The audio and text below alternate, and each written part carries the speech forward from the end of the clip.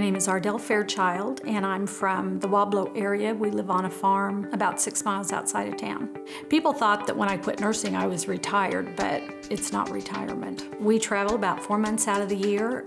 We sell shotguns, high-end shotguns, and we have 9 grandkids, and they all live in Stockton. I discovered a lump in last July, and I kept an eye on it, but I didn't think it was anything. I had some scar tissue in the area. I was already scheduled for a mammogram in November, and so we just kind of let it go until November. November 28th, I had my mammogram, and they told me the results then, that the mammogram and the ultrasound were suspicious, and I was going to have a biopsy. Being a nurse, I have just enough knowledge to be dangerous. I asked them my BI-RAD score, and they told me. And I asked them if they'd ever had a BI-RAD 5 be negative before, and they said no. I got home, I got to looking up on the internet, and I told my husband, you need to get ready because this is gonna be bad. The worst part of all of this was waiting from November 28th until December 13th when I had my biopsy. On December 17th, found out that I had cancer. I have grade 3, stage 2, inflammatory breast cancer. That Christmas was probably the best Christmas we've ever had. It was wonderful. It was more special. It just made it really important for everybody to be together. And then on December 27th, I had a double mastectomy. But once I knew and got the diagnosis, it was like, okay, we know what it is. We'll go to Dr. Leo. We can lick this. Dr. Leo's staff just inspires confidence. I just really knew all along it was gonna be okay. The Carrie J. Babb Cancer Center is just amazing. Everyone's like family. You make such good relationships with everyone.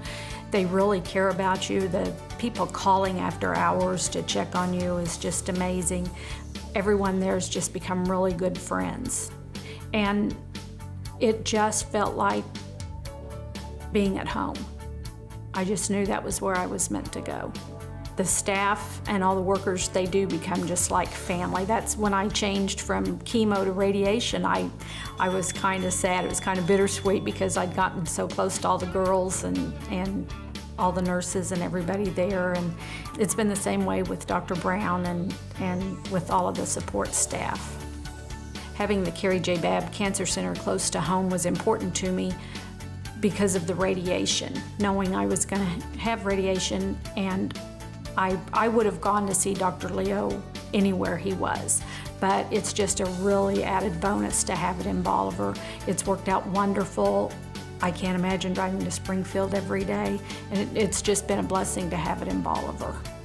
The Burgundy ball is so important to the patients coming to the Carrie J. Babb Cancer Center. There are so many things that even if you do have insurance or not covered, it's so expensive to drive back and forth to all of the treatments. The Tremaine House is wonderful, a wonderful new resource for people to stay if they need it.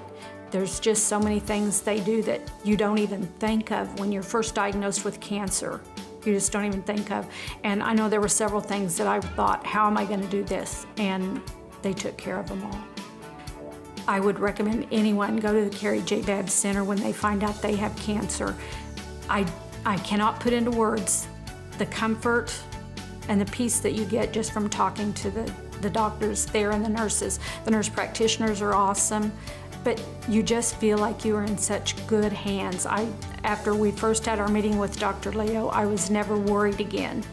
And Dr. Brown the same way. I didn't really know anything about the radiation, and he and Brooke and Brian had just gone above and beyond to make me feel comfortable. And I just get such a feeling of peace going there that it just takes so much of the worry away and lightens my load.